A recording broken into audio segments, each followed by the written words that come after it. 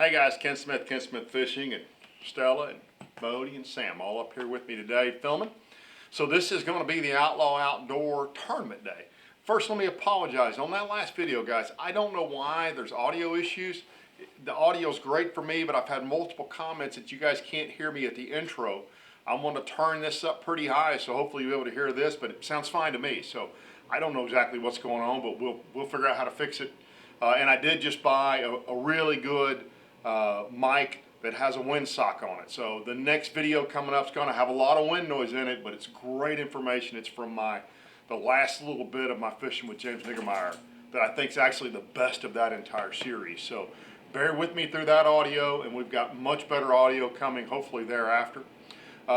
This video, so the Outlaw Outdoor Tournament is a three-part tournament. So it's a Saturday morning tournament from 6:30 to 11. And then it's Saturday afternoon.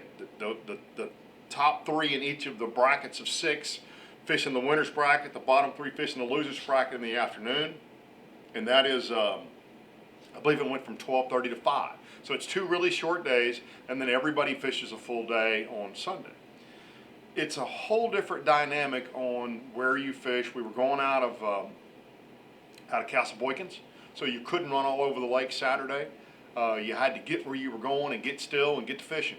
And it doesn't give you a chance to recover from mistakes. It's just like pre-fishing for multiple day and fishing multiple day tournaments are different than fishing individual one-day tournaments. And by the way, that's part of what I cover in the conversation with James is how do you pre-fish for multiple day tournaments and how do you pre-fish for tournaments. But we really caught probably Saturday morning as small a stringer as we could catch. So let's jump right into the fishing. I'm not going to show you guys us catching 22 pounders, but here's kind of the highlights from the morning. This first fish here is about a 4.25 pound fish. So here we go.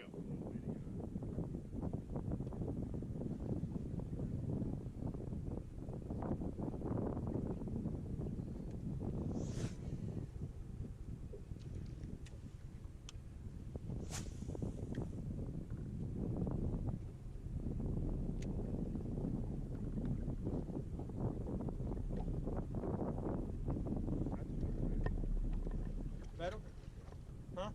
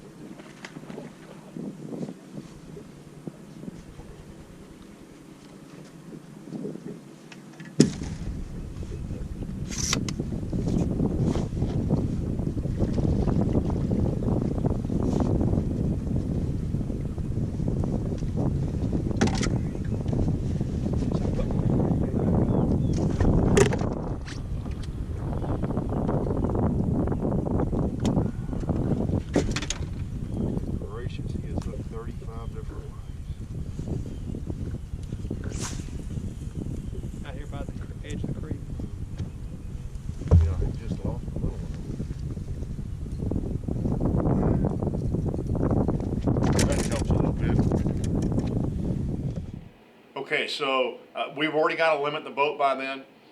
The next fish you're going to hear us chuckling, and there's a little bit of a time jump here.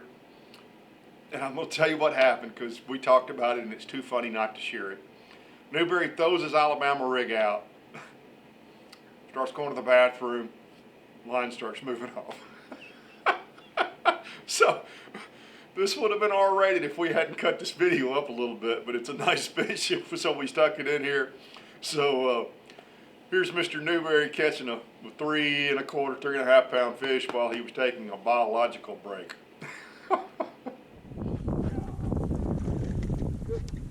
Good one? Good. I don't know. I know it's keeper good.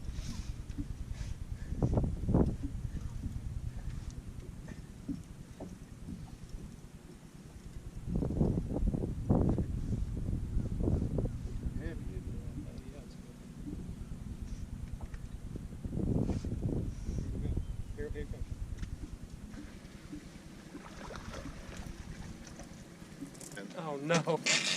I'm showing it.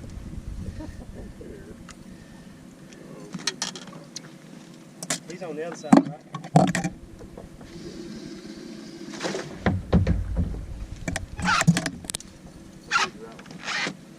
He's 3.5 anyway.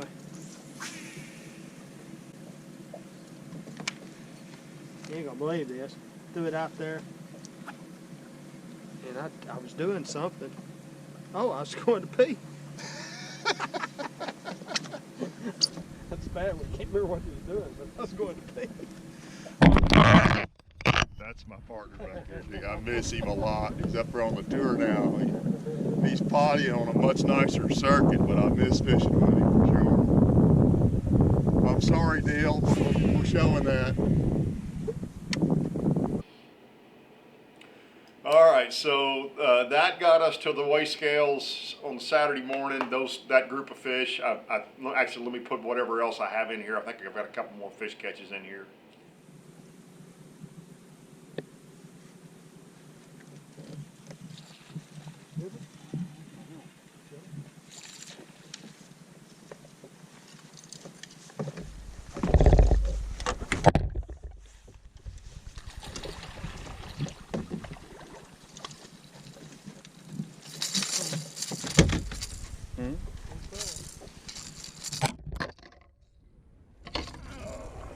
On the swank, baby.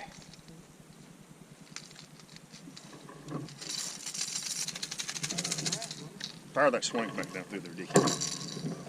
Yeah. Two big ones over here, right? That was our morning.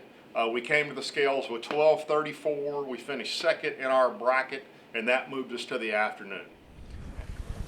All right, guys, so it's afternoon round in the Outlaw Outdoor Last Team standing with Mr. Newberry and I. We whacked them this morning, as you guys saw, for 1234. Boom. Where's that put you? Winner's bracket. Winner's bracket? Five. I swore we had to get. That's right. We didn't want to waste our fish. You're not talking about me earlier. No. That footage may have to be altered a little bit. I know your wife's going to give me a hard time about it. Oh, yeah. It's all. So we're going to run drains all afternoon.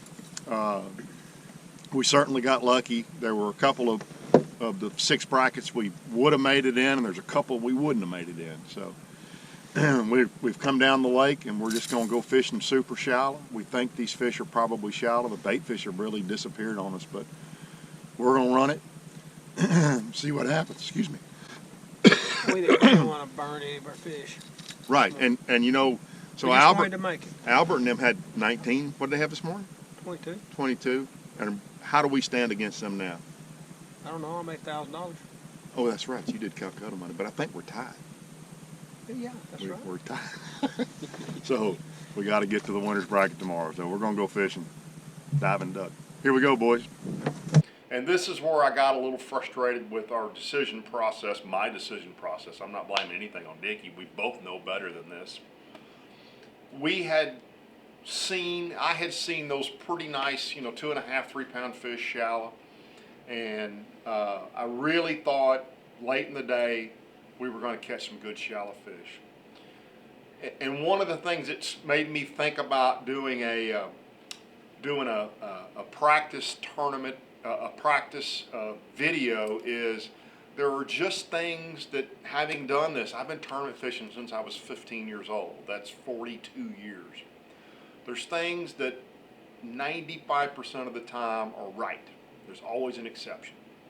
But one of the things that's right is when it goes dead slack calm, when it goes absolutely slick glass, it's hard to catch shallow fish. It just is.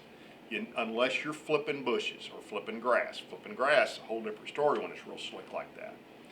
But we were trying to catch super shallow fish over the top of grass on a bluebird, little hazy, but mostly bluebird, dead slick day.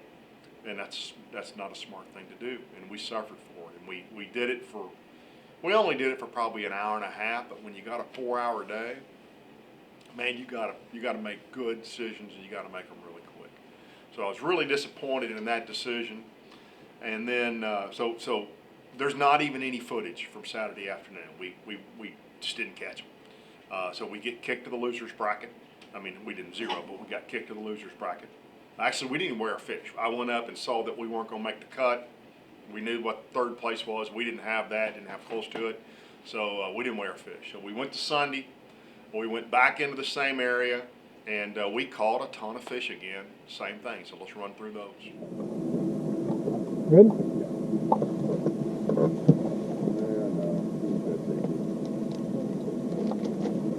No, man. Huh?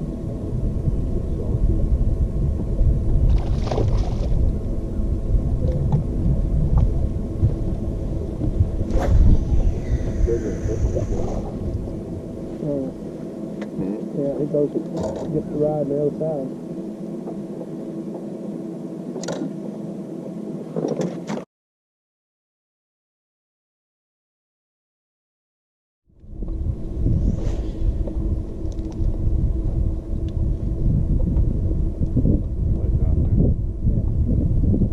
Oh, that was afraid of them leaving all day.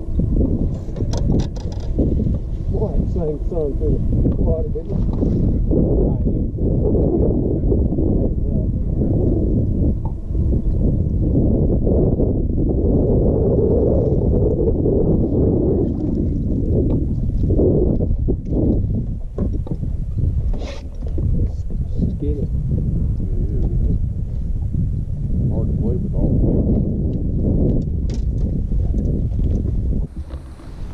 Well, it's Sunday morning. Look in the finger. Well, it's Sunday morning, and we are in what they call the consolation bracket, which growing up, we'd have called it the loser's bracket. But we're not fishing for a participation trophy. We're still fishing for money. So we made the cardinal sin yesterday afternoon of going to something somebody told us about instead of going fishing. And by the time we tried to recover from that, it was too late, and it wouldn't have taken much weight for us to fish today in the winner's bracket. But truthfully, there's a reason Mr. Newberry bought Albert and Clayton in the winner's bracket in the Calcutta, because we think they fished 35 minutes yesterday to catch 22 pounds and 21 pounds. I think they fished 15 or 20 minutes yesterday morning and about 15 minutes yesterday afternoon, and just waylaid them. So they're on them hard. The lake changed a lot. The bait really disappeared on us. A lot of guys really whacked them all week long. But that little bit of warm weather messed them up. It's gotten cold again this morning, and they're biting again. So we're going to keep banging around. We've got, what do we got? 11, 12 pounds right now? Yeah, maybe a little bit more. about 15 keepers. Probably 15 keepers, yeah. We'll keep it up, see what we can catch. I need Mr. Newberry to catch one of them 11 pounders he's known for with me.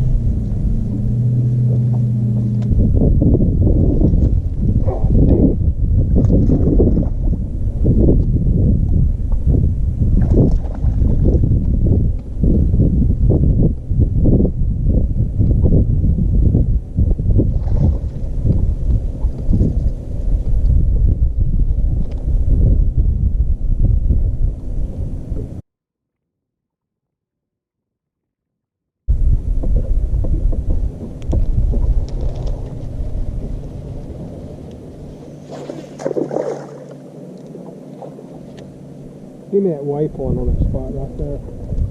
You have a waypoint? I got one where we were a second ago. Yeah. That is it's right up. Look, it's a hard spot.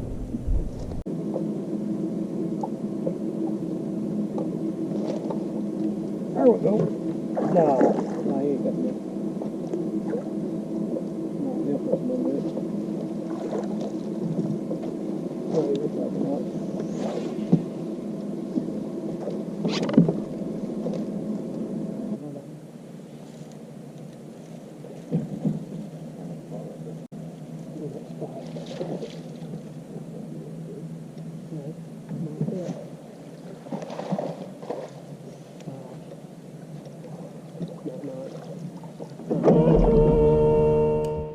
Dickie caught, so Dickie loads up on one, and he's like, and I can't believe I didn't have the camera on. He's like, oh, here we go, finally, big fish, and the fish is pulling, dragging.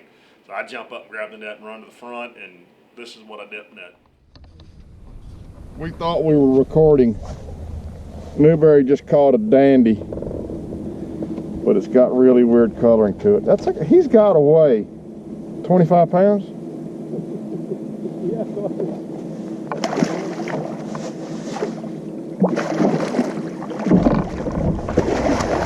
Hung up in the net.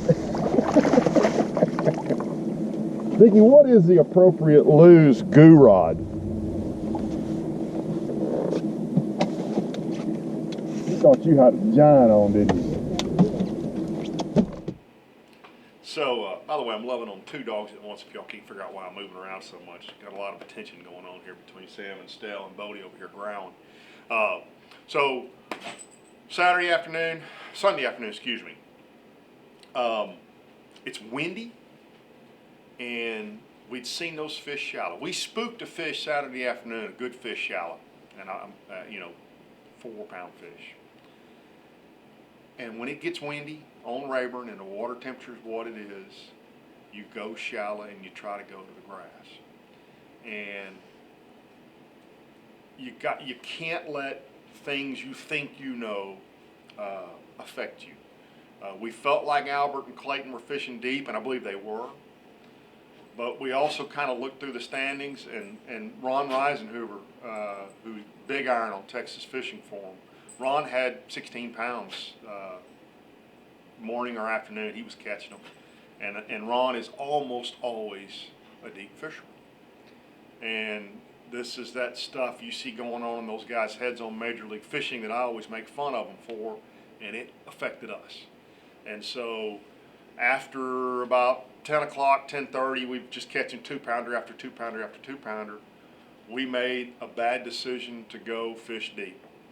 And so I texted Ron before I made this video, and I said, you caught those fish shallow, didn't you? And he laughed. He said, yep. And I know another guy, actually the guy who won, Danny Isles, who is as good as there is on Rayburn Deep, especially right now through February. I asked Dickie was talking to Danny, and they caught all but one of their 22 pounds shallow. And it's one of those things you just learn. For example, I very seldom throw a spinnerbait after the end of the spawn. I'm done with it until fall. Don't throw it through the summer. Now, again, there's exceptions to that. But I'm going to take you guys through my next couple of videos with my thoughts on practice and seasonal patterns on specifically Rayburn and Toledo, things you do and you don't throw. And I think that'll help all of us. It helps me a lot of times to kind of go back through this stuff. I'll give you another great example of this. I was talking to Glenn Freeman last 30, 60 days, and fishing with Kevin Laseon. Kevin throws a jig all the time. And I said something to him about it, and he goes, they eat it all year long. Well, I'll pick up a football jig right now, it's December, and I'll throw it till the spawn, and that's pretty much it for me. And Glenn Freeman laughed and shook his head. He said, you're messing up. They eat it all year long. There's no reason to ever put it down. For years and years, I thought that a big worm was strictly a summertime bait. They eat a big worm on Rayburn every month of the year, every day of the week. And then there's some things just like this slack water thing. When it goes dead slack like this, if you're not flipping something, it's really hard to catch them shallow, and I knew that. See the big lab nose right there. So anyway, I'm rambling, but I hope you're going to enjoy the next videos. We did not cash a check in this tournament. We were the defending champions. I'm very disappointed by that. But these videos help me personally to kind of think through where I screwed up and try to improve on it next time. And like I said in my last video, one of the things about practice is if you show up that morning and you don't have specific spots you're going to go check, you're messing up and you're behind the 8 ball. You need to be thinking ahead of time, doing your homework, whether it's map study or thinking through where you've caught them in the past or Google Earth study. You've got to do those things to use your practice time to the best advantage you possibly can. So Stick with me on this. I think you're going to enjoy this series. The next video, we're going to talk to James about how he practices for FLW and prior to that, Bassmaster Elite Series events. And you know, the guy's won $1.2 million in the last 10 or 11 years. He knows what he's doing. He's very, very good at this, and I was very thrilled to get to spend some time in the boat with him. So that video will be right behind this one just a few days later. And then we'll be Christmas. We'll get Twas the Night Before Christmas Texas style back up again this year. And we'll be back down and get a lot of footage for you guys getting ready for the, we got 2 tournaments the weekend after New Year's Eve. On Saturday we got the BFL, and then on Sunday we got the Outlaw Outdoors Sweet 16 series, which I think I'm going to fish with my buddy Tommy Mackey. So I'm looking forward to fishing with Tommy. That's the last 2 years, 2 out of the last 3 years, he's won the Cowboy Division Angler of the Year on the boater side. So looking forward to fishing with Tommy. We've never been in the boat together. We've been friends for a long time, so we're going to go poke around a little bit. I think you guys will enjoy watching Tommy fish with me because the guy's really good deep. So anyway, thanks for tuning in. Sorry I rambled a little bit, but we will see you guys, or we'll have another video up for you here in the next 48, 72 hours. Thanks, guys.